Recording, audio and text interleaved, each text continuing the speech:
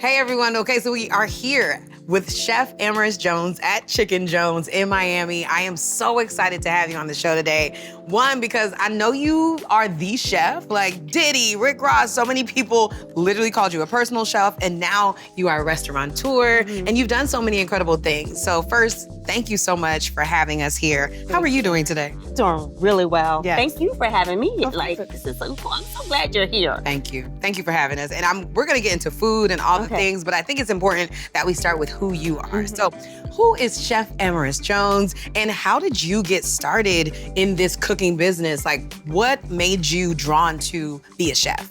Well, I moved to Miami about 20 years ago. I'm originally from Philly. Okay, Philly. And during the course of my career, I changed careers a couple times, and one of the stops was as a lifestyle estate manager for Sean Combs, for Puffy. And I started managing his house, doing all the events, handling all the concierge requests. And some of the requests were, where can we find some really good soul food? Where can we buy? Where's some music? And at the time, there really wasn't anything remotely like that in this immediate area. So I just started cooking at home and inviting folks over, playing music, and it became a thing. It became a thing every weekend. I love that idea. That's so cute. It was a thing. Every weekend, if somebody was in town, they would call me and I'd be like, come on over. So finally, after years of doing that, someone's like, you should open a restaurant with this same vibe. And I had it in the back of my head. I was thinking about it for a while, and I thought about the heydays of Puffy's restaurant, Justin's. Remember Justin's? Yes, I do. Wow, okay. And the Shark Bar, and I'm like, we need to bring that vibe to Miami. And that's I opened my first restaurant. It was called South Street. It was in the design district of Miami. I got with a partner, and that's literally how I got into culinary. I love that. That's awesome. And I think, creating that space, Miami is such a tourist destination, but it is a lot. You don't know where to go. So it's so great that you knew, okay, this is what the vibe, what the people need, and I'm gonna supply the vibe. I think that's so dope. And so Chicken Jones is now here. How did we get to this moment in your career, and why Chicken Jones? Tell me a little bit about what this means to you. Chicken Jones means so much to me because it just brings back my childhood. When I was a kid, my dad was a minister in the church. Amen now, right? And, I learned how to cook pretty much from my family and the women at the church because we used to serve the community. But when we were not cooking, my dad would surprisingly take me and my brother to different restaurants. And there was this one place called Chicken George. Of course. Have you heard of Chicken George? Yes, because the movie. Okay, because of the movie, right? So Chicken George was a Black-owned franchise. And I thought it was just always, as a little girl, just so fascinating going there because it was Black-owned. And it started in Baltimore, and there was an outpost in Philly, and we would go there once in a while, but every time I was in that place, it felt like home. It was different from going to a KFC or a Popeyes to Chicken George. So I always I subconsciously just had that memory in my mind, and that's how I came up with Chicken Jones. Because your last name is Jones. Exactly. And you're kind of carrying on that legacy. Carrying on the legacy. So shout out to the Chicken George family, that legacy. Now, speaking of Black-owned restaurants and that scene, Miami is huge, like I was saying, but we don't know where Black-owned restaurants are all the time. And we don't know how to support chefs like you. So how important is it to really create a space for Black chefs and Black-owned restaurants in the Miami scene? It's very important to create space because there's so many aspiring chefs that are here in Miami. They just don't know where to go. They don't see it. So it's very important for us when we create something like this, like a Chicken Jones, that we demand that people come to us and support us and get in front of the cameras and then show people that we are here. It's very important. Miami has a rich history in Black culture, and we need to uplift that and talk about it. Tell me a little bit about that, because I think a lot of people don't really realize that there is such a prevalent community here and such a great history. So tell me a little bit about your knowledge of that. So, Miami, all right, let me just read. You got it. I thought we were gonna talk about this. I know. Well, I just want to get we're gonna do both. We're gonna do both? Yeah. Okay, all right. Flow, girl, flow. Okay. So the vast history here is a Coconut Grove, Overtown. There are natives from the Bahamas that helped build Coconut Grove, and people don't know that. Yeah. There's a lot of people that don't really know that. Overtown has vast history, a rich history. Years ago, there were people like Sammy Davis Jr. that would perform here in Miami Beach, but they weren't allowed to hang out here or stay here. So they have to go over to Overtown and commune and party and eat dinner and stay in, like you had to look in the Green Book, which was like the Black Directory, to see where it was safe to stay, because they weren't permitted to stay over here. So it's very, very important that we embrace that history and understand. And I think, and there's a lot of food culture that comes out of these neighborhoods. Yes, I mean, I love that you said the Caribbean part of that, because we all know Little Haiti. We know a lot of different things, and we'll talk more about that at our roundtable. But I think it's so cool to see all the fusions of the diaspora here. Yes. And like you said, it's important for Black chefs and for Black restaurants to flourish. And so we'll talk more about that later. Speaking of the fusion and all of the good things that happen within our communities, there is a lot of tension, like politically right now within Florida. And some people are really trying to make sure that there's still safe space for us to commune, for us to be around. And so how important is food to protecting tradition and culture, especially in Miami? Food is very important to protecting culture and tradition here. I want Black chefs, especially that are here, be not afraid to cook what's home to them. You know what I mean? I want them to continue, don't be afraid to cook the fried chicken. Don't be afraid to cook the collard green. Yeah. We remix, we have so many different, we are in a diaspora. There's Black people from all over the world that living here, and we need to embrace that and just not be afraid to do and share what you know. People the world loves our food. When I think back to slavery and he was the second White House chef, right? His name was James Heming. James Heming was taken to France, and he was French trained. He came back and perfected and created what we know as mac and cheese. And America, I'm gonna get choked up. America has profited off of macaroni and cheese from years and years and years. And in the Caribbean, they kept that tradition, and they continued with the name macaroni pie. But I just think about all the restaurants, how the world has embraced it, especially the United States. Yes. We taught America how to cook this food. And it should be embraced, and it should be really acknowledged. Yes. And it hasn't been. It's being acknowledged right now. Thank you for so much for saying that. I think that's important. That's why our recipes and our traditions and people who know the facts. That's why we have platforms like this to talk more about it and to learn. Because I'm not the best chef, so I'm gonna learn from you. I want to go behind here. We're gonna try some different things and talk more. Are you ready? Yes, and shout out to James Hemings and all the chefs that came before us that create space for Chef Amaris and all of the people who are chefs to keep flourishing. We stand on a lot of tall, big, talented shoulders. Our ancestors, they want us to. They're here. They're living with us. They want Black chefs to really, really thrive. That's right. Yeah. That's what we're about to do. All right, ready to go behind? Let's go. Let's go. You make a lot of great things here.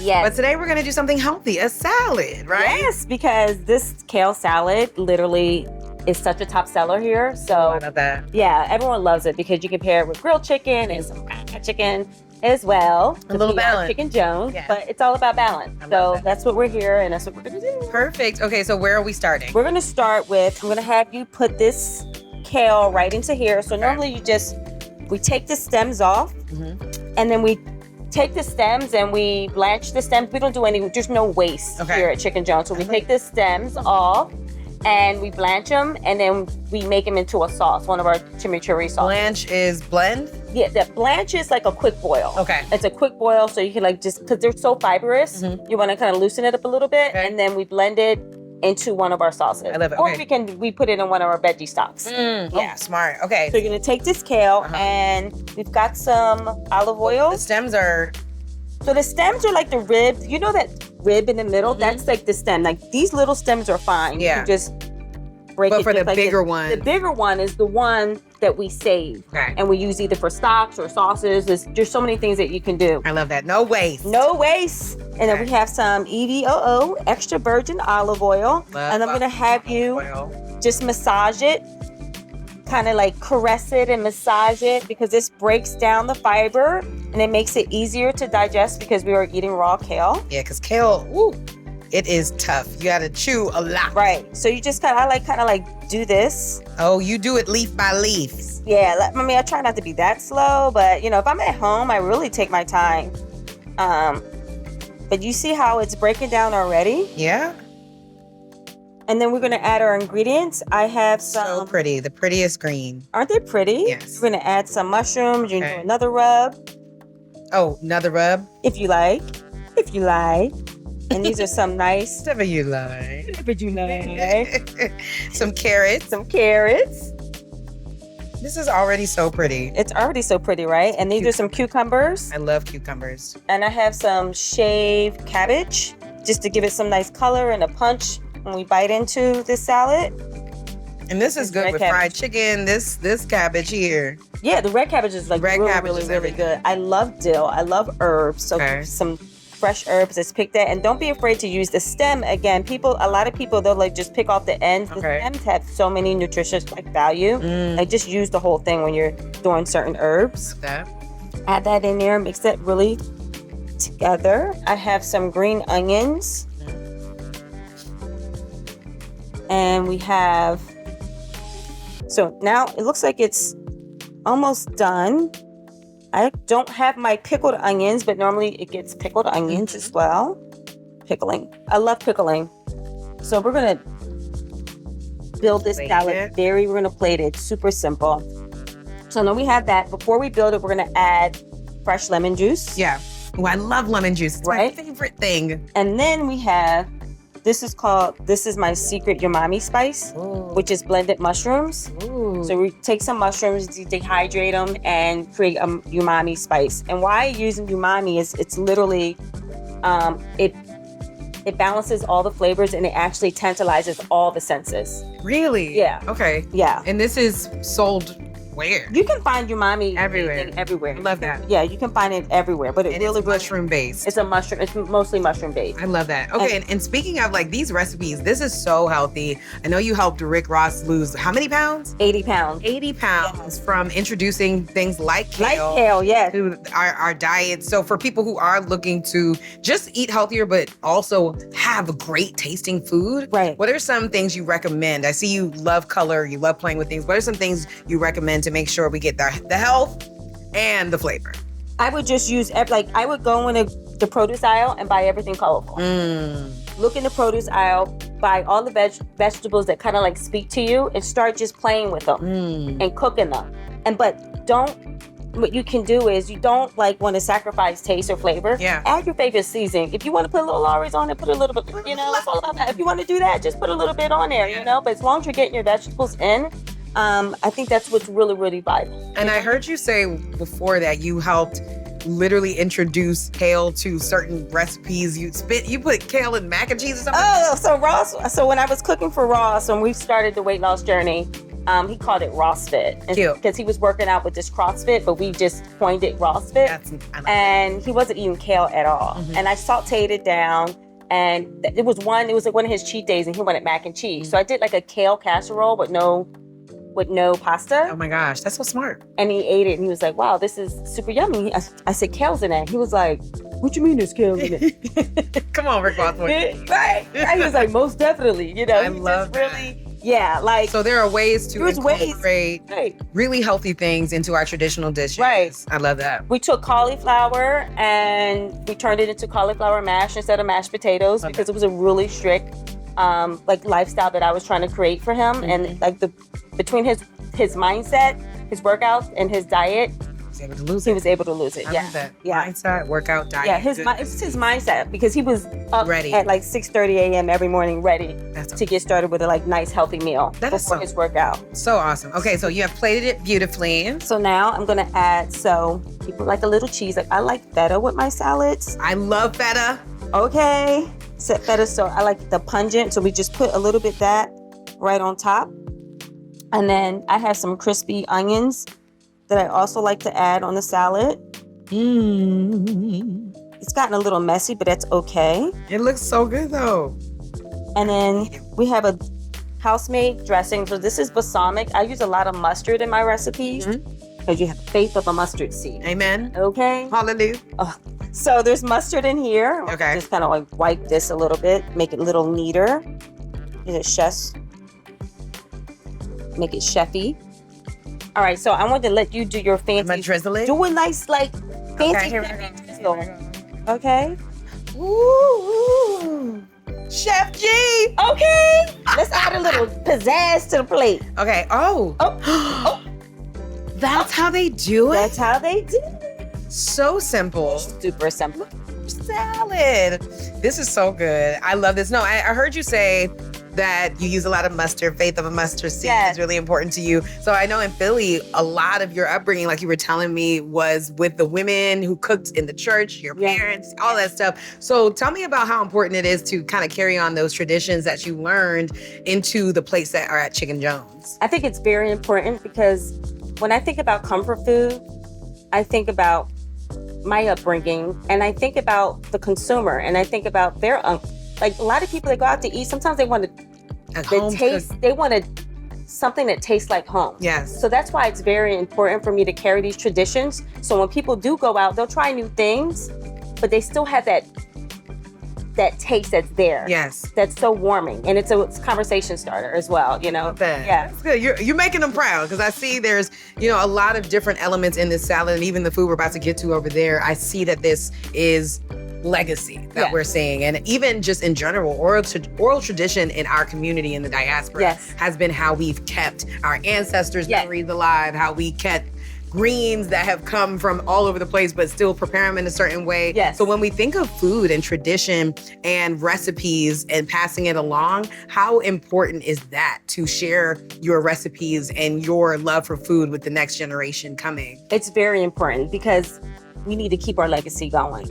You don't want it to end. Yeah. It's something that it's like a must. Mm-hmm. Like when I became a chef, my mother, like everything, Black people, they didn't really write recipes too much. Exactly. Like in my family, I didn't have any really, like my aunt that just passed, God rest her soul, she had some recipes written out, but not that many. Yeah.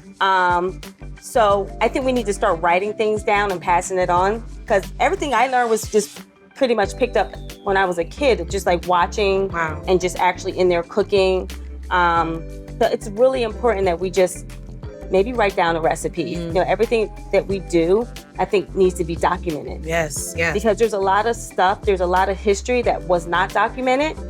And we're kind of like, We got to figure it out. we got to figure it out. And now we have that opportunity. I mean, Right. with social media, with our shows like this, Yes. we have the opportunity to share. So I love that. And are you a person that shares recipes? Like if people want to follow you, do you share your recipes online? How Yes, does that I work? do. I need to get better at it. Okay. Actually. Yeah, because I'm like I gotta get better at it. Yes, exactly. I gotta get better at the social media. But yes, you'll see my recipes online, Love that. my social media for sure. I love that. Okay, let's head to this side of the restaurant because I see you got some plates Okay. over there of Yeah. what you've been doing. Okay, so we have a lot of the meals that you serve here at Chicken Jones. So you're gonna walk me through because I know you make chicken differently. I want to hear all about it. Yes. But first, I need to know what's going on with these Barbies over here, ma'am. They are so beautiful. Girl. What is So- the story behind the Barbies? So when I was opening this restaurant 2 years ago, actually we're celebrating our 2-year anniversary. So thank you. So I was looking for some decor for the restaurant, and I said, what can I do that what can I do or display that shows what inspired me? Mm-hmm. And there's Black women from my family and all walks of life that it has inspired me. And I wanted to show that this is a Black-owned business. And it literally, in a dream, it came to me to get some Black dolls. And then I started looking up, and I'm like, oh, Barbies. So we have these women are my friends here. We have all up in here. There's a doctor, there's an attorney, there's a mother, there's an athlete, there's your homegirl, and I've got Oprah over there hanging out. Which one's Oprah? Oprah's, she's over there. From A Wrinkle in Time? Yes. Oprah! This is Miss Maya Angelou. Literally 2 of my favorite women.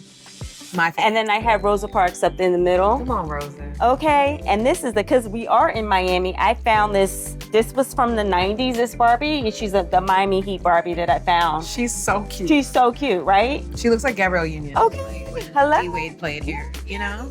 Shout out to Dr. Angela, one of my favorites, and all the Black women that are represented here, but especially you, Black woman. Now, look.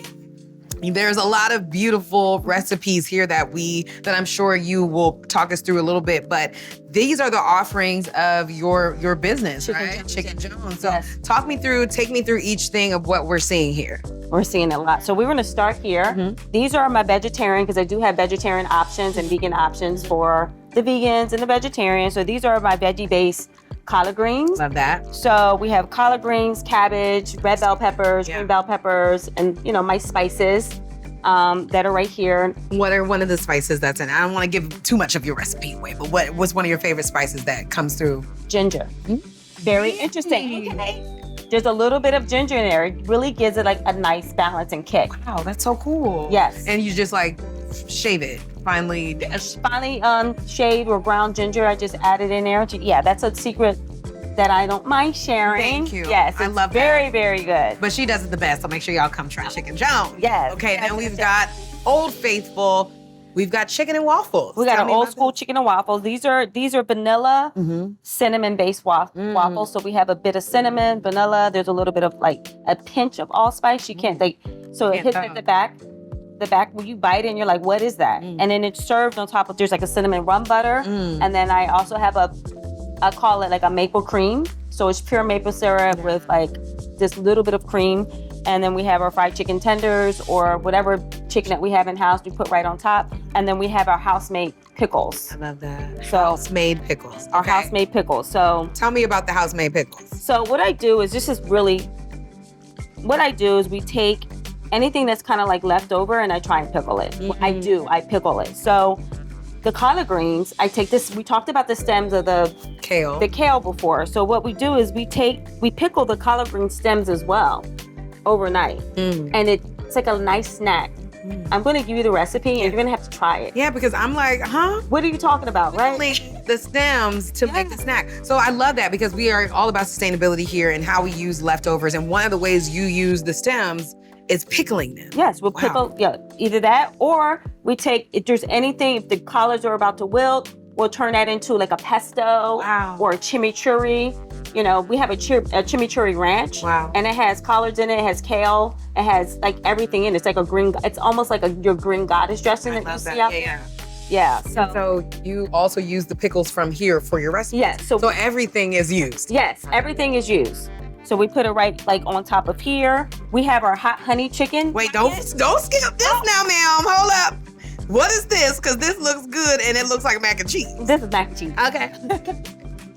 This is our traditional mac and cheese. I have a little bit of a Caribbean influence in there. I added bell peppers, like really from the Bahamas. Because the Bahamas, they put bell peppers and some other spices in there, a little bit of Scotch bonnet as well. Yes, I love Scotch bonnet. Yes, so that's right in there, and that's your mac and cheese. This is it's what I call the Jones and Hot. So I came up with this sauce, which is a hot honey sauce, but it has a bit of berries in it. Oh. So when I think about tradition, and when I thought of my childhood and I thought about my favorite kind of like berries or just kind of like, I love, like, I'm from Philly, so we love this, what you call Italian ice, we call it water ice. Yeah, yep. And I used to eat cherry water ice. And I wanted to bring that flavor back into one of my sauces. So that's what I did with the hot honey sauce. Okay. I'm gonna have to, Okay. Now, more pickling, more sustainability. What do we have here in this jar? So I have some pickled watermelon rind. I have okra, because we do have we have specials that we run. So there's a jambalaya that'll come up, or like shrimp and grits with okra on top. So, and anything that's left over, we just pickle them. And then sometimes if I just literally take these out and put it on the side of chicken. I love that. And speaking of chicken, you have a special way of frying your chicken that got you best fried chicken of Miami in 2022. Congratulations. Thank you. But what is that special way? Tell me a little bit about what makes your chicken stand out. So the chicken process is pretty rigorous because we do a 48-hour brine. We put the chicken in a brine and it's a lot of different herbs. And then we put mustard seeds in the brine as well. Mustard seeds. Okay, the faith of a mustard seed. Okay, amen. So we put all types of vegetables in the brine. Let that sit. We pull it out the brine, let it dry, and then we put in another like mustard marinade. So I don't use buttermilk. What do you use then? It's the mustard. Just wow, that's amazing. So put in the mustard marinade and it still gives it really tender and texture. It's really, really good. And then you use coconut. So there's coconut oil that we use for frying. Wow. When we can get it. Yeah. Yeah. So we try to be a sustainable and like a healthier version. We aim. Yeah. Actually, we are doing. I gotta say, take that word try out your vocabulary. Yes. We are doing it. You are doing it. Yes. Because that's why you won Best Chicken of Miami in 2022. Now take me through these chicken sandwiches that we have These sandwiches are so yummy. This is our hot honey sandwiches with our Jones and Hot sandwich with the red cabbage slaw. I love that. And again, it gets the pickles, it gets pickled onions, and it gets our chimichurri ranch, which is this. So there's multiple usage here. I love that. Okay. We have here our OG, it's our original chicken sandwich. It comes with farm lettuce. We use farms that are local around here. That. Yes. There's a great farm called Hammock Farms that we love. So I get my lettuce from them. So we have our pickles here, we have the fried chicken, and then this sauce hanging down is our chili garlic ranch. Oh my God. Now these also you can get these grilled. Okay. So there's a grilled option. There's also a plant-based option as well. Okay. So you just have to ask for it. I love that. You're making sure everybody can eat. Yes. And last but not least, this delicious biscuit here. What is this made out of? What is happening? Okay, this is my famous sweet potato biscuit. A sweet potato biscuit? Yes. I've been doing this sweet potato biscuit since I opened my first restaurant, South Street, over 12 years ago, and I just kept that tradition alive.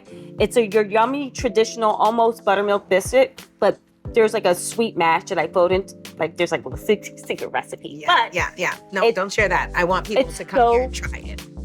So delicious. I love that. And it comes, again, we're using the same butter. So this is how we make sure that nothing is wasted. Cross usage. Smart. Yes. I love that. Yes. Well, thank you so much for taking me through this. I mean, I need everything to shut down so I couldn't eat everything. But no, this is filming my stuff. No, but I think that this is so dope, and I love to see how you do not waste anything. Like you use your pickled literally the stems as a snack and reuse them. Right here. We just put them right on top. And people are like, what is this? Right. It's not that bad. And it's so good. Right. And I've never seen pickled watermelon before. I love the genius of how you use everyday things to create more recipes and more sauces and everything. Yes. And so I'm so proud of you and all that you have done with this business. And I just can't wait to see when there's a million Chicken Jones everywhere. That's right. If you want that. Yes.